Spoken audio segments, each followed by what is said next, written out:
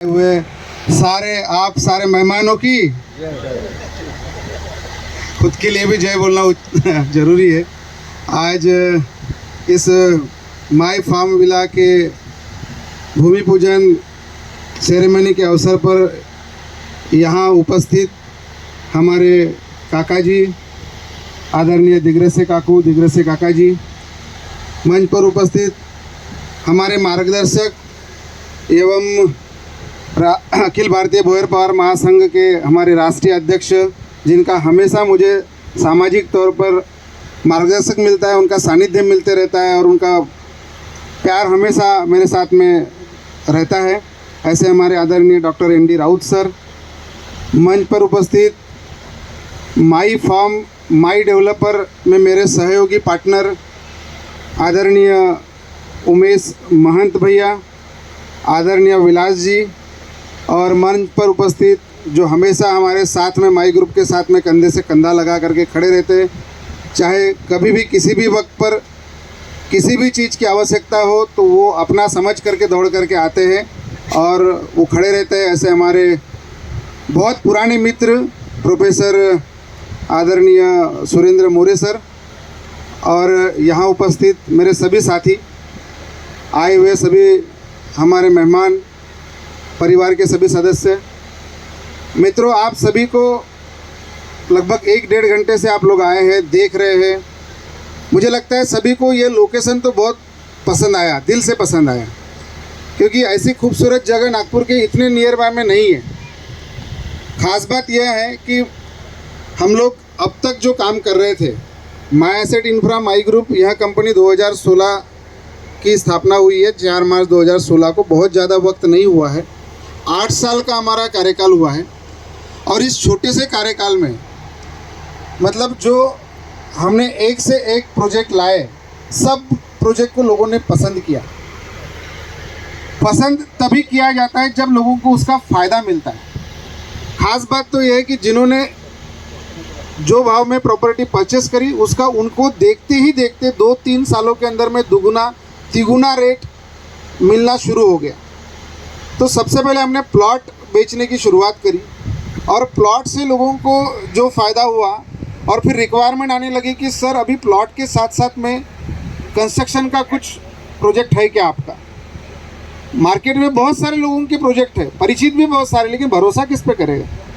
वो बंदे ने मुझ पर भरोसा किया, इतने साल की रिलेशनशिप पर भरोसा किया, उस आधार पर लाखों करोड़ों रुपए डालने की तैयारी रख रहा है, तो मैं उस व्यक्ति को और किसी को कैसे सौंप दूँ। कल चल के सामने वाले के साथ अगर बराबर नहीं मिला, उसको प्रोडक्ट न्याय नहीं हुआ, तो वो तो मुझे बोलेगा। और ये सोच को ध्यान में रखते हुए हमने फिर धीरे धीरे कंस्ट्रक्शन में भी कदम रखना शुरू किया। तो कंस्ट्रक्शन में इतना अच्छा रिस्पांस मिला। सबसे पहली स्कीम हमने मनीष नगर में शुरू करी। मित्रों, मनीष नगर में जब हमने स्कीम शुरू की, वो भी 3 बेडरूम हॉल किचन के फ्लैट वाली स्कीम। लोगों का वो राय था कि पहली बार बेटा बोले कंस्ट्रक्शन कर रहा है, दोस्त यार थे कुछ जो इस फील्ड में काम कर रहे थे, इतने महंगे कॉस्ट के फ्लैट निकालेगा, बिकेगा नहीं, बोले मुंह बल गिर जाएगा तू। हमारा एक ही था कि हम काम सच्चा और अच्छा करेंगे, क्वालिटी मेंटेन रखेंगे। हमने बोला चलो करके देखते हैं।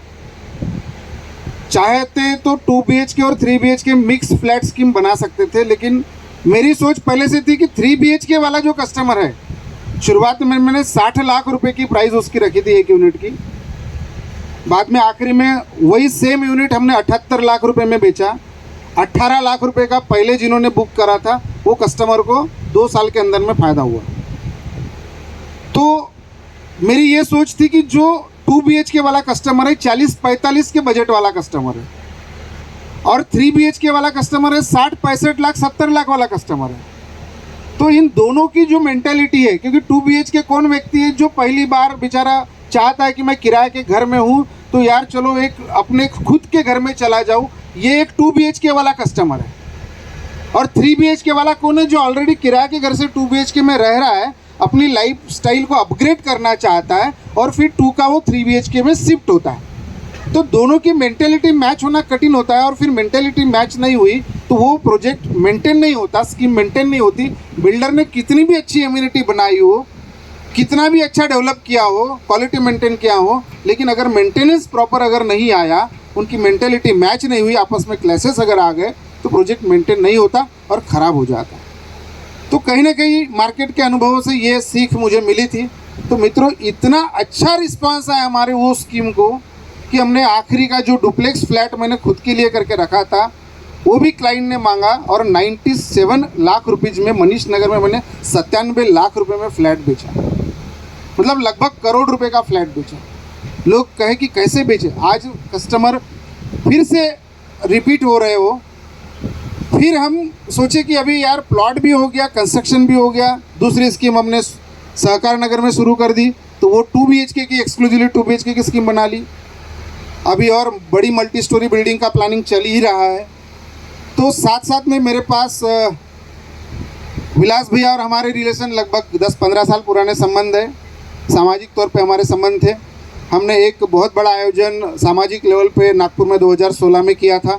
उस कमेटी में विलास भैया, हमारे अजय भैया, खौसे जी यहाँ उपस्थित थे और हमारे कुछ साथी लोग एक टीम में हम काम किए थे।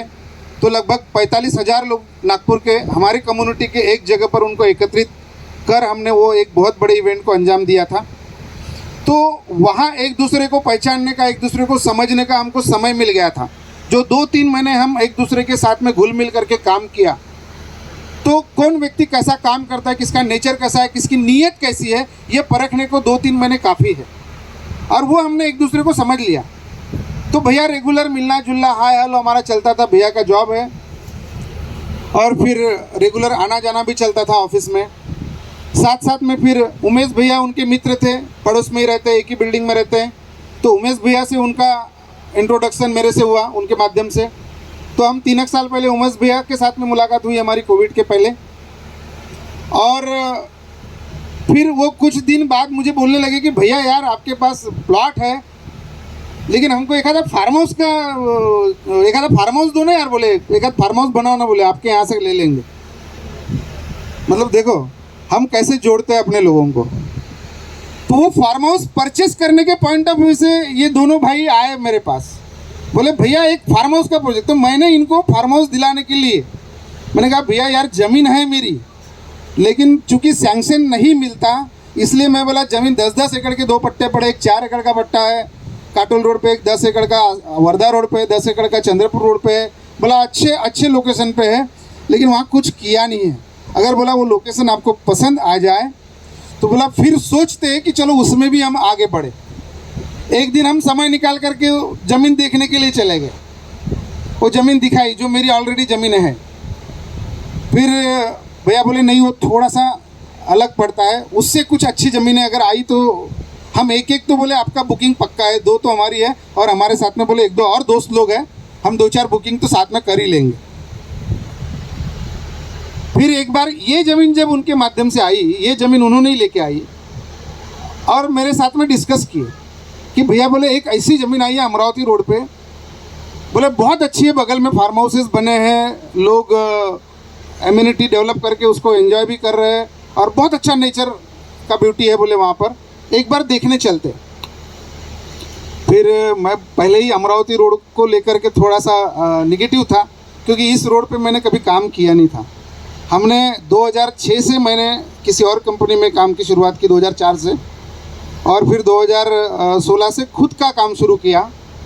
तो रियल एस्टेट में मैंने इतने सालों में वर्धा रोड पे ही काम किया था। तो वर्धा रोड का चप्पा चप्पा पूरे दिल और दिमाग में बैठा हुआ था, सेलिंग के क्या पॉइंट है, क्या डेवलपमेंट है, सब कुछ। फिर धीरे धीरे हम हिंगना रोड पे पिछले साल आए।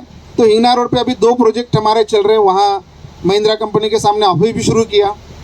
अमरावती रोड के बारे में मैंने नहीं सोचा था, लेकिन फिर ऐसे ही बातचीत में एक दिन बोले भैया देखने तो चलो। तो हम देखने के पॉइंट ऑफ व्यू से ये दोनों भाइयों के साथ में हम एक दिन आए, और मित्रों इवनिंग का समय था, वो सेकंड हाफ का समय था, और शाम का जो सनसेट का नज़ारा है ना, इतना खूबसूरत है यहाँ का। आप अगर समय रहेगा तो शाम तक जरूर आज का सनसेट देख के जाइएगा, मतलब और कैमरे में वो फ़ोटो कैद करके जाइएगा। इतना खूबसूरत नज़ारा देखने के लिए हम कहाँ जाते हैं, वो मनाली या अभी पचमढ़ी वगैरह इधर दूर जाते, बोले सनसेट पॉइंट है वहाँ, वो डोंगर पे जाओ और वहाँ से देखो। हम गए थे अभी पिछले बार, कहाँ गए थे, पचमढ़ी गए थे, वो सनसेट पॉइंट देखने के लिए गए, पूरा बादल था, दिखाई नहीं, वापस आ गए, एक भी फोटो नहीं ले पाए, पूरा बादल था।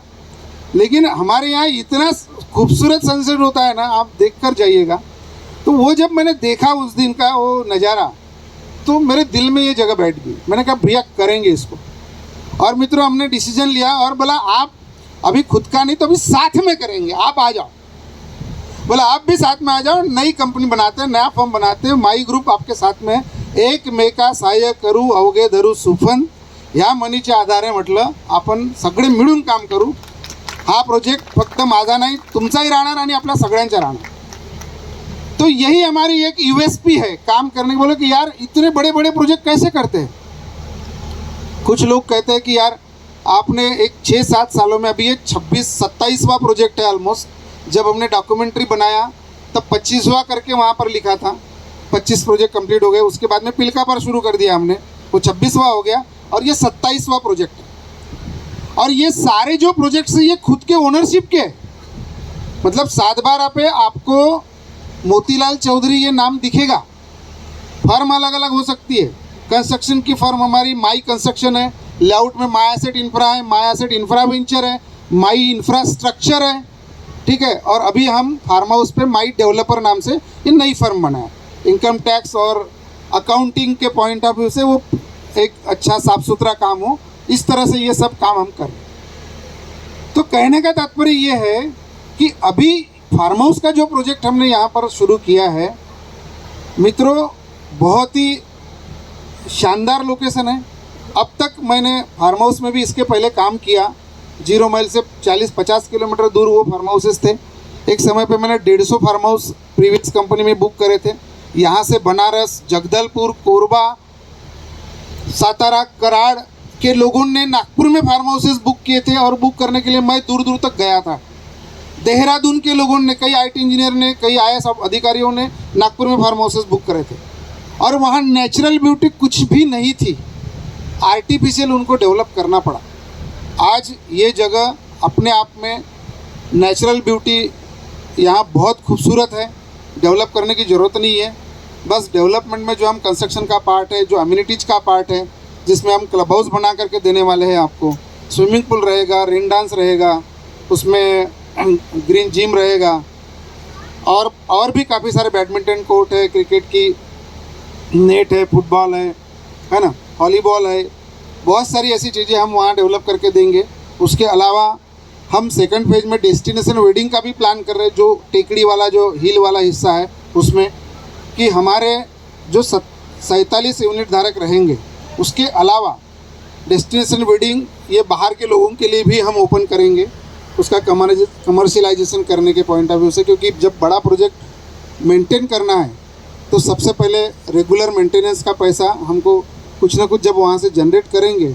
एक बार बेच करके हमने पैसा ले लिया तो रेगुलर पुरने वाला नहीं है।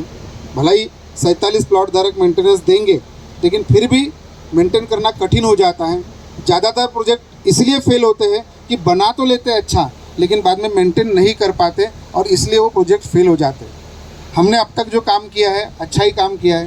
पहला फार्म हाउस का प्रोजेक्ट है, लोकेशन बहुत शानदार है, नागपुर ग्रामीण की ज़मीन है, इसकी रजिस्ट्री नागपुर ग्रामीण में होगी। यहाँ से 5 किलोमीटर दूर लोग फार्म हाउसेस कर रहे हैं, 15 किलोमीटर दूर कर रहे हैं, 20 किलोमीटर दूर भी है। कुंडाली के आगे काफ़ी दूर तक लोग, बाजारगांव के भी आगे फार्म हाउसेस बेच रहे हैं, और नागपुर बोल करके बेच रहे हैं।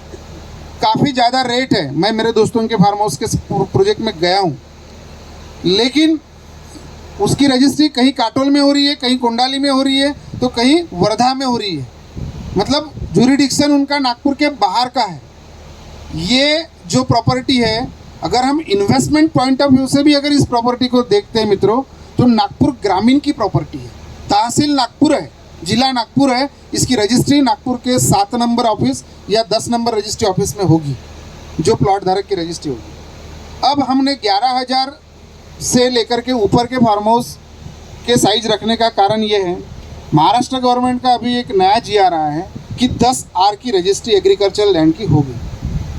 इरिगेटेड लैंड चाहिए। हम यहाँ इरिगेशन भरपूर मात्रा में करने वाले हैं, प्लांट्स, फ्रूट प्लांट से लेकर के सब हर एक यूनिट में लगाने वाले हैं। तो अपने आप वो 10 आर की रजिस्ट्री कराने के लिए हमारा जो कानूनी जो रास्ता है वो खुल जाता है। तो सेपरेट आपका 10 आर का 7/12 बन जाएगा, मतलब 11,000 स्क्वायर फीट की जो रजिस्ट्री है वो सेपरेट आपके नाम से होगी, आपके नाम से 7/12 होगा। और फिर आपके उस ज़मीन पे हम घर बना करके देंगे, अगर जिस हिसाब से आपको हाउस चाहिए वहाँ पर 1 bedroom hall kitchen, 2 bedroom hall kitchen, 3 bedroom hall kitchen, आपकी जो चॉइस है उसके हिसाब से हम वहाँ पर यूनिट का कंस्ट्रक्शन करके देंगे। उसकी कॉस्ट आपकी अलग होगी। अभी आज यहाँ जो अभी कॉस्ट आपको बताई गई है तो वो प्लॉट की कॉस्ट है, लैंड की कॉस्ट है, जो पर स्क्वायर फीट की कॉस्ट है। जो डेवलपमेंट आप साइट पे करोगे अपने उस प्लॉट पे, घर बनाओगे, 1 बेडरूम हॉल किचन का, 2 बेडरूम हॉल किचन का बंगला बनाओगे, तो उसकी कंस्ट्रक्शन कॉस्ट अलग होगी। उसमें और क्या क्या एमिनिटी इंडिविजुअली लेवल पे आप डेवलप करना चाहते हो उसकी कॉस्ट आपको अलग लगेगी। क्लब हाउस की मेंबरशिप ये यूनिट धारक को फ्री होगी। बाहर के किसी व्यक्ति को अगर लेना है तो उनका चार्ज होगा। जब हमारा काम खड़ा हो जाएगा उसके बाद हम उसकी मेंबरशिप के चार्ज लेंगे हम लोगों से। तो इस तरह से एक नेचर के सानिध्य में यहाँ बगल में ऑलरेडी एक 5-10 बंगले ये बगल में बने हुए हैं। इसके बाजू में जाएंगे तो एक बहुत बड़ा तालाब है। थोड़ा सा वॉकिंग डिस्टेंस पे आप जब आते समय देखे होंगे, लेफ्ट साइड पे डांबर रोड के उस साइड में एक बहुत बड़ा तालाब है। मतलब 2 बड़े बड़े तालाब यहाँ बगल में है, इसलिए वाटर लेवल भी बहुत अच्छा है। हमने जब नीचे में बोर खोदी है तो एक 4-5 इंच के आसपास में उसको पानी लगा है। मतलब वाटर लेवल बहुत अच्छा है। ठीक फॉरेस्ट है, पीछे में पूरा जंगल है।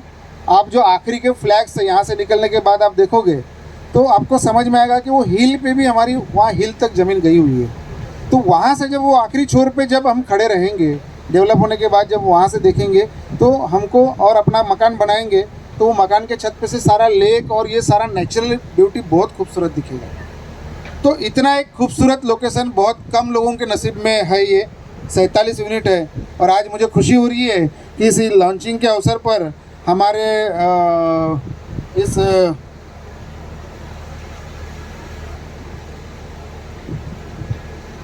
इस फार्म हाउस के लॉन्चिंग के अवसर पर 2 बुकिंग अब तक आ चुकी है। एक बार ज़ोरदार ताली बजाएंगे हम उन लोगों के लिए। 2 खुशनसीब हमारे सबसे पहले शुरुआत करने वाले हमारे कस्टमर है। उसमें सबसे फर्स्ट जो कस्टमर है, जो लेडी है, नीलिमा बुआ जी है, जिन्होंने प्लॉट नंबर 11 है ना, मतलब जो फार्म लैंड नंबर 11 है वो 11 नंबर का लैंड उन्होंने बुक करा है। यहाँ है नीलिमा ताई है यहाँ पर। हाँ, विलास जी की सिस्टर है। ताई बाहर रहते हैं लेकिन वो विलास जी ने उनसे बात किया, ब्रोशर भेजा और ताई ने मित्रों बुक ही नहीं किया तो लगभग 6.5 लाख रुपए ना, 6.5 लाख रुपए उनके अकाउंट में ट्रांसफ़र भी हो गए, है ना। तो कंफर्म हो गया। और दूसरे यहाँ पर बुकिंग होल्डर है मिस देवयानी भीमराव पाटिल, 33 नंबर